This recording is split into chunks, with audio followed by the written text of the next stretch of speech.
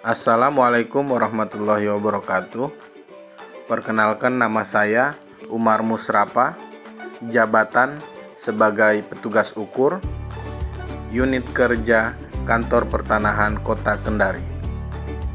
Kali ini saya akan menerangkan mengenai akuntabilitas, nasionalisme, dan etika publik.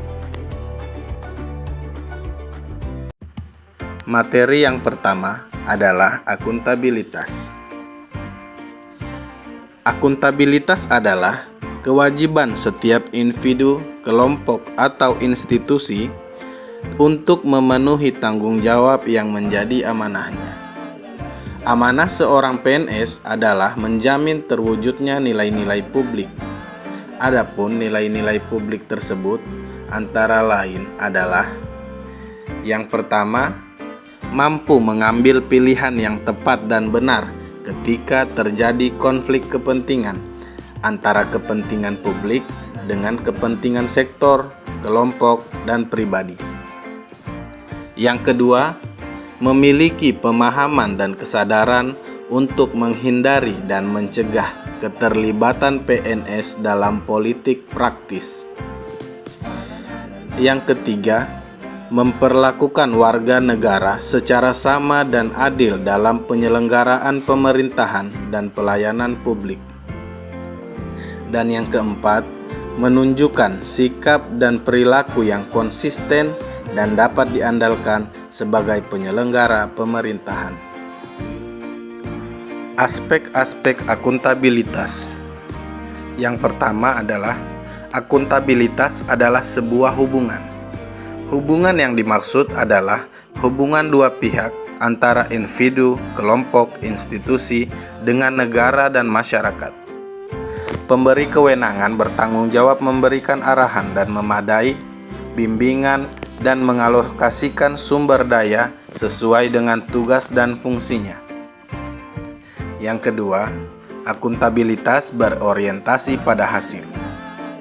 Dalam konteks ini, setiap individu atau kelompok dituntut untuk bertanggung jawab dalam menjalankan tugas dan kewajibannya, serta selalu bertindak dan berupaya untuk memberikan kontribusi untuk mencapai hasil yang maksimal.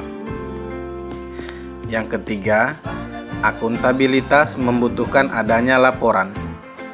Laporan kinerja adalah perwujudan dari akuntabilitas. Dengan memberikan laporan kinerja berarti mampu menjelaskan terhadap tindakan dan hasil yang telah dicapai, serta mampu memberikan bukti nyata dari hasil dan proses yang telah dilakukan. Yang keempat, akuntabilitas memerlukan konsekuensi. Akuntabilitas adalah kewajiban. Kewajiban menunjukkan tanggung jawab, dan tanggung jawab menghasilkan konsekuensi. Konsekuensi tersebut dapat berupa penghargaan atau sanksi. Dan yang terakhir, akuntabilitas memperbaiki kinerja. Tujuan utama dari akuntabilitas adalah untuk memperbaiki kinerja PNS dalam memberikan pelayanan kepada masyarakat. Terdapat 5 tingkatan dalam akuntabilitas. Adapun tingkatan yang pertama adalah akuntabilitas personal. Akuntabilitas personal mengacu pada nilai-nilai yang ada pada diri seseorang, seperti kejujuran, integritas, moral, dan etika. Yang kedua, akuntabilitas individu. Akuntabilitas individu mengacu pada hubungan antara individu dengan lingkungan kerjanya, yaitu antara PNS dengan instansinya sebagai pemberi kewenangan. Yang ketiga, akuntabilitas kelompok.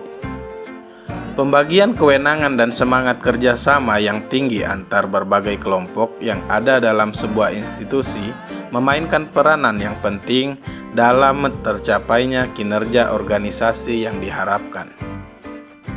Yang keempat, akuntabilitas organisasi. Akuntabilitas organisasi mengacu pada hasil pelaporan kinerja yang telah dicapai, baik yang dilakukan oleh individu terhadap organisasi maupun kinerja organisasi kepada stakeholders lainnya. Dan yang kelima, akuntabilitas stakeholder. Akuntabilitas stakeholder adalah tanggung jawab organisasi pemerintah untuk mewujudkan pelayanan dan kinerja yang adil, responsif, dan bermartabat. Demi menciptakan lingkungan kerja yang akuntabel, ada beberapa poin yang harus diperhatikan.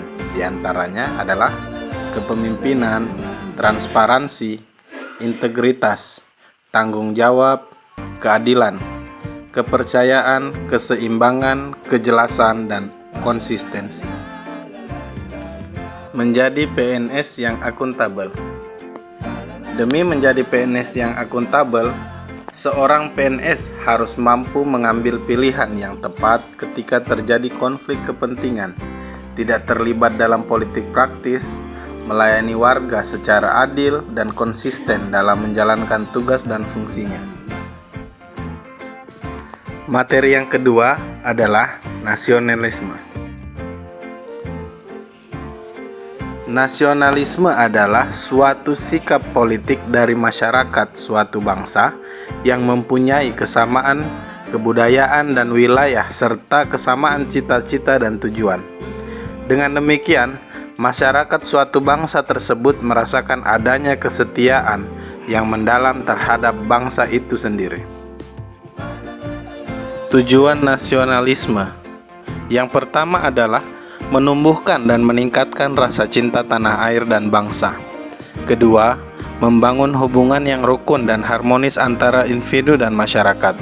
Ketiga, membangun dan mempererat tali persaudaraan antara sesama anggota masyarakat.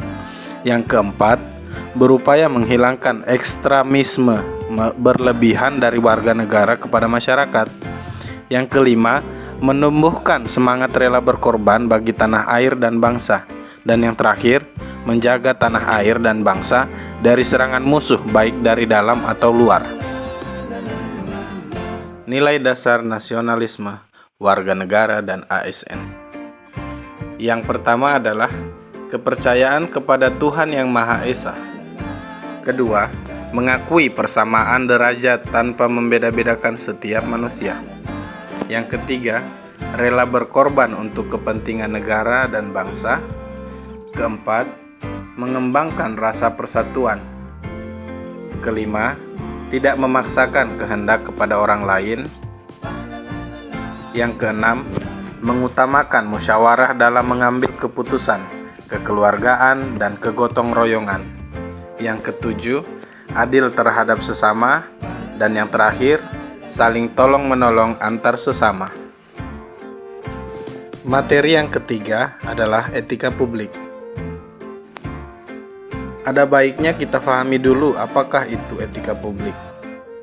Etika lebih dipahami sebagai refleksi atas baik, buruk, benar, salah yang harus dilakukan atau bagaimana melakukan yang baik atau benar. Sedangkan moral mengacu pada kewajiban untuk melakukan yang baik atau apa yang seharusnya dilakukan. Kode etik adalah aturan-aturan yang mengatur tingkah laku dalam suatu kelompok khusus. Sudut pandangnya hanya ditujukan pada hal-hal prinsip dalam bentuk ketentuan-ketentuan tertulis. Jadi dapat disimpulkan bahwa etika publik adalah refleksi tentang standar atau norma yang menentukan baik, buruk, benar, salah, perilaku, tindakan, dan keputusan untuk mengarahkan kebijakan publik dalam rangka menjalankan tanggung jawab pelayanan publik. Terdapat nilai-nilai dasar etika publik, di antaranya adalah yang pertama, memegang teguh nilai-nilai dalam ideologi negara Pancasila.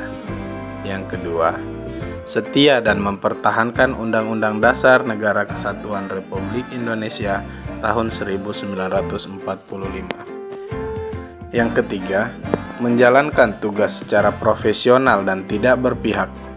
Yang keempat, membuat keputusan berdasarkan prinsip keahlian. Yang kelima, menciptakan lingkungan kerja yang non-diskriminatif. Yang keenam, memelihara dan menjunjung tinggi standar etika luhur. Yang ketujuh, mempertanggungjawabkan tindakan dan kinerjanya kepada publik. Yang ke-8, memiliki kemampuan dalam melaksanakan kebijakan. Yang ke-9, memberikan layanan kepada publik secara jujur, tanggap, cepat, tepat, akurat, berdaya guna, berhasil guna, dan santun. Yang ke-10, mengutamakan kepemimpinan berkualitas tinggi. Yang ke-11, menghargai komunikasi, konsultasi, dan kerjasama. Yang ke-12, mengutamakan pencapaian hasil dan mendorong kinerja pegawai. Yang ke-13, mendorong kesetaraan dalam pekerjaan. Dan yang terakhir, meningkatkan efektivitas sistem pemerintahan yang demokratis sebagai perangkat sistem karir. Dimensi etika publik. Terdapat 3 dimensi etika publik. Yang pertama adalah kualitas pelayanan publik. Etika publik menekankan pada aspek nilai dan norma serta prinsip moral, sehingga etika publik membentuk integritas dan pelayanan publik. Etika publik menuntut lebih dari kompetensi teknis, karena harus mampu mengidentifikasi masalah-masalah dan konsep etika yang khas dalam pelayanan publik. Selanjutnya yang kedua adalah modalitas. Membangun integritas publik pejabat dan politisi harus disertai perbaikan sistem, akuntabilitas, dan transparansi yang didukung modalitas etika publik. Akuntabilitas berarti pemerintah harus mempertanggungjawabkan secara moral, hukum, dan politik atas kebijakan dan tindakan-tindakannya kepada rakyat. Sedangkan yang ketiga, tindakan integritas publik. Integritas publik dalam arti sempit yakni tidak melakukan korupsi atau kecurangan. Adapun maknanya secara luas yakni tindakan yang sesuai dengan nilai, tujuan, dan kewajibannya untuk memecahkan dilema moral yang tercermin dalam kesederhanaan hidup.